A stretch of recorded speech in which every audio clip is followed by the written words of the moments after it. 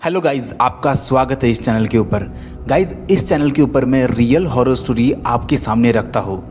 तो आज की रियल हॉरर स्टोरी देहरादून के लैम्बीदिहार माइन से है। गाइज, इस माइन का खौफ वहाँ पर रहने वाले लोगों के अंदर इतना ज़्यादा है कि कोई भी वहाँ जाने की हिम्मत नहीं करता। इनफैक्ट कई लोगों के साथ उस माइन के एरिया के आसपास ऐसे ऐसे इंसिडेंट हुए हैं जिस वजह से इस माइन को सबसे हंटेड, सबसे हॉरर माइन के रूप से देखा जाता है। तो उसमें से ही एक ऐसी रियल कहानी आज मैं आपके सामने शेयर करने वाला हूँ। तो चलिए अब इस कहानी को शुरू करते हैं। लेकिन उससे पहले ऐसे ही रियल हॉरर स्टोरी देखने के लिए इंटरेस्टेड हो तो इस चैनल को सब्सक्राइब कर लो। तो अब कहानी शुरू करते हैं।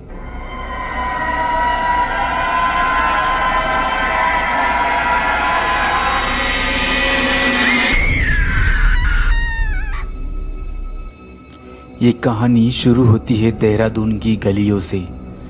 देहरादून में दो दोस्त रहा करते थे। एक का नाम आर्यन था और एक का नाम सचिन। दोनों की दोस्ती इतनी ज़्यादा पक्की थी कि लोग इन्हें दोस्त नहीं बल्कि भाई की नज़र से देखा करते थे। ये दोनों भी बचपन से ही एक दूसरे के साथ स्कूल में पले बड़े थे। इन दोनों ने अपना 10th भी एक ही स्कूल में एक ही क्लास में कंप्लीट किया था। लेकिन उनकी लाइफ में एक मोमेंट आया जिसकी वजह से ये दोनों एक दूसरे से अलग हो गए। जब आर्यन के पेरेंट्स का ट्रांसफ़र हुआ था तब उस वक्त ये दोनों एक दूसरे से अलग हो गए थे। ये दोनों भी कॉलेज में ट्रांसफ़र हो गए थे और दोनों का भी कॉलेज अलग अलग जगह पे था।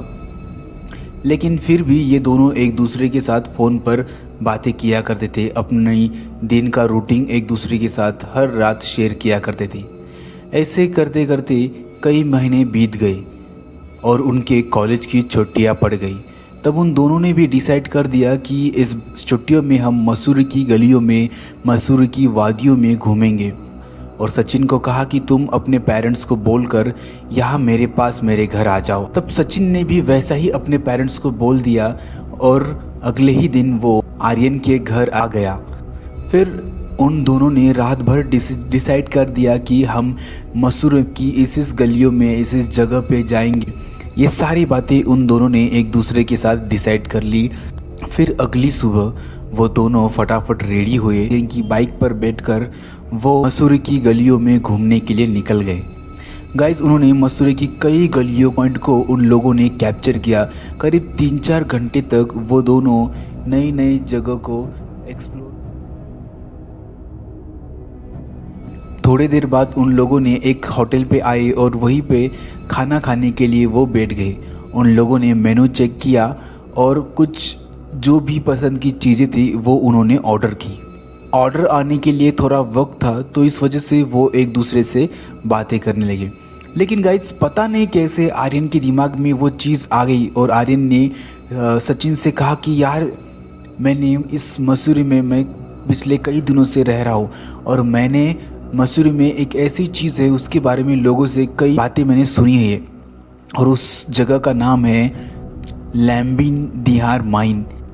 तो उसके बारे में कई अजीबोगरीब बातें सुनी है। क्या हम उसे एक्सप्लोर करने के लिए चले क्या? तो सचिन ने भी उसके हाँ में हाँ भर दी और उन्हें जो ऑर्डर किया हुआ खाना है उसे भी कैंसिल कर दिया और गाड़ी पर बैठकर वो लैम्बीदिहार माइन के पास जाने लगे। रास्ते में एक दुकान आई। उन लोगों ने उसी दुकान से जो भी ज़रूरत के खाने की सामान थी वो ली। सचिन ने अपनी फेवरेट चीज़ें ली और जो आर्यन था उसने अपनी फेवरेट की चीज़ें ली। फट उस माइन की तरफ वो निकल गए। उस माइन के पास आने के बाद उन लोगों ने अपनी गाड़ी रोक दी और पैदल ही उसके आसपास के एरिया को वो घूमने लगे। गाइस, कई देर तक उन लोगों ने उस माइन के आसपास के एरिया को एक्सप्लोर किया। उन लोगों को कुछ अजीब तो लग रहा था लेकिन फिर भी उन लोगों ने उस चीज़ के ऊपर ध्यान नहीं दिया।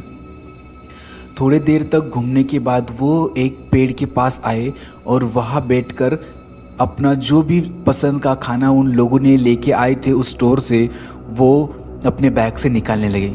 आर्यन ने अपने बैग से अपना फेवरेट खाना निकाला। लेकिन जब सचिन अपने बैग से खाना निकाल रहा था तब उसके बैग में वो खाना उसे दिखाई नहीं दिया।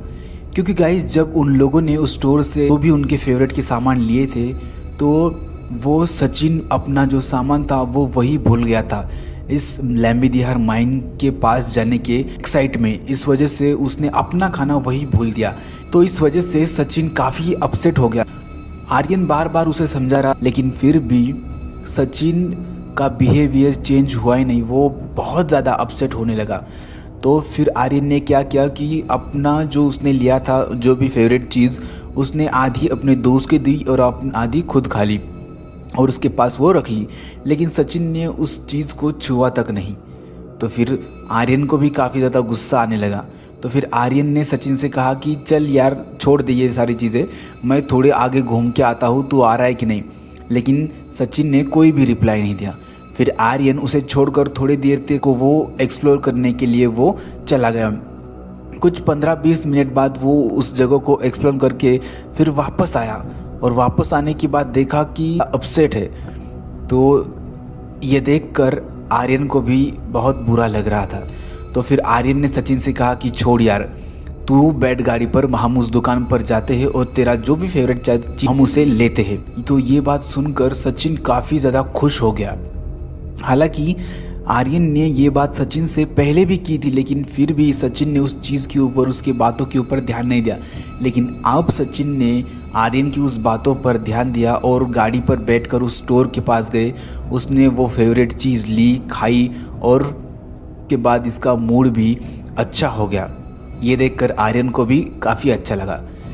और फिर वक्त भी काफ़ी ज़्यादा बीत चुका था, शाम भी होने वाली थी।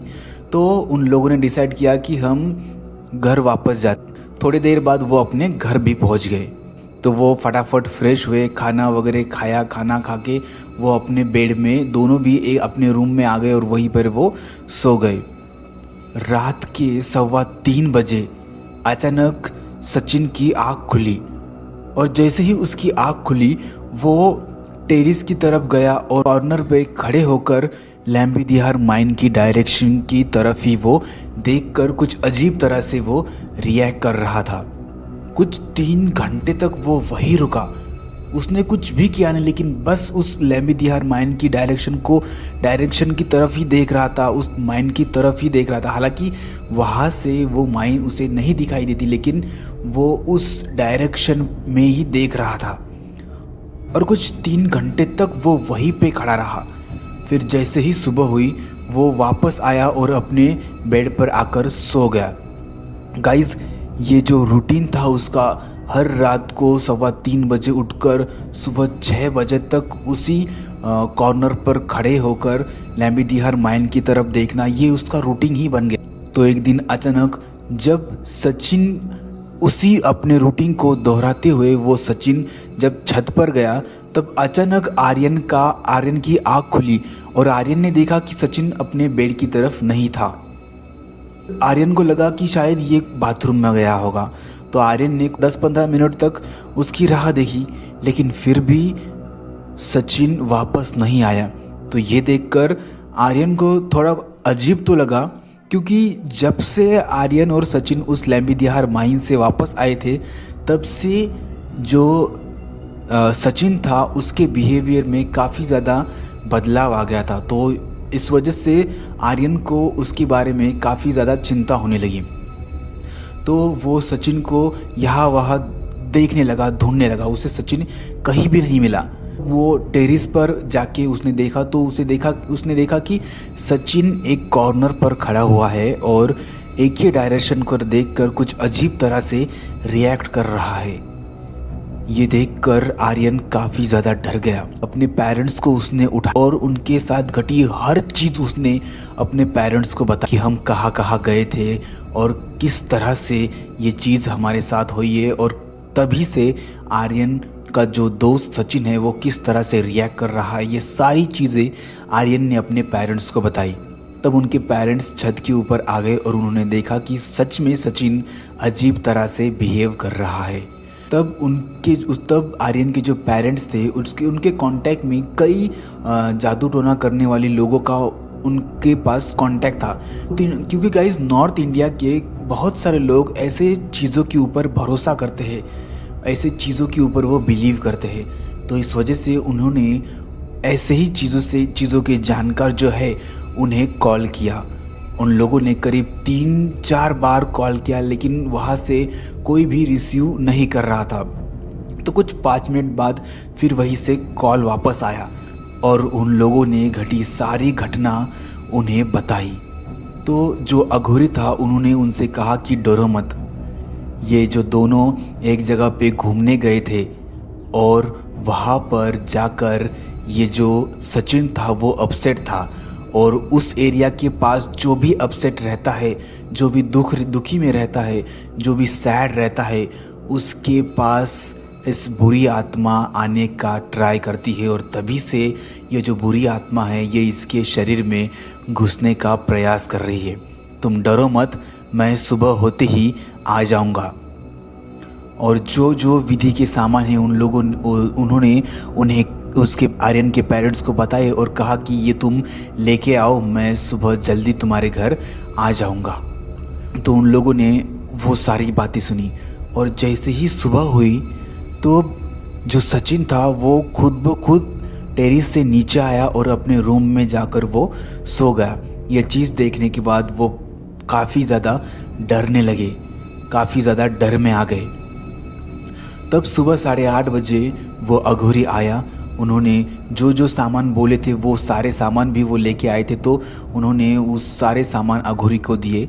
अघोरी ने कुछ मंत्र वंत्र किए और उन्होंने सचिन से कहा कि मुझे तुम्हारा एक बाल और तुम्हारे शर्ट का टुकड़ा मुझे चाहिए। तो उन्होंने सचिन ने वो सारी चीज़ उन्हें दी और एक लाल कलर के कपड़े में उसे बांध कर उन्होंने सचिन को कहा कि ये जो चीज़ है ये तुम बाहर गार्डन में जाकर ज़मीन के नीचे दफना दो। तो सचिन ने वैसा किया। जब सचिन बाहर गया तब उस अघोरी ने आर्यन के पेरेंट्स को कहा कि अब ये जो बुरी आत्मा है मैंने इसे सचिन के पास आने से दूर कर दिया। ये जो धागा है ये धागा अब मैं सचिन के हाथ पर, उसकी कलाई पर बांधूंगा और फिर सचिन नॉर्मल हो जाएगा। उसके आसपास जो बुरी शक्ति है वो दूर चली जाएगी। फिर जब सचिन ने वो जो दी चीज़ ज़मीन के नीचे गाड़ दी और वापस आया, फिर अघोरी ने उसकी कलाई पर वो धागा बांध दिया और सचिन को कह दिया कि अब तुम जाओ अपने रूम में जाके आराम कर दो। फिर अघोरी ने उन्हें उसके पेरेंट्स को, आर्यन के पेरेंट्स को कह दिया कि अब डरने की कोई बात नहीं, और फिर अघोरी वहाँ से चला गया। फिर रात को जब उसके आर्यन के पेरेंट्स और आर्यन देख रहे थे क्योंकि सचिन फिर से वो चीज़ करेगा या नहीं, ये देखने के लिए वो तीनों भी रात भर सोए नहीं थे। रात के 3:15 बजे थे, लेकिन फिर भी सचिन उठा नहीं और वो गहरी नींद में सो गया था। तो ये देखकर इन तीनों को भी काफ़ी ज़्यादा सुकून लगा, और फिर अगले ही सुबह सचिन पूरी तरह से खुशी खुशी अपने घर चला गया।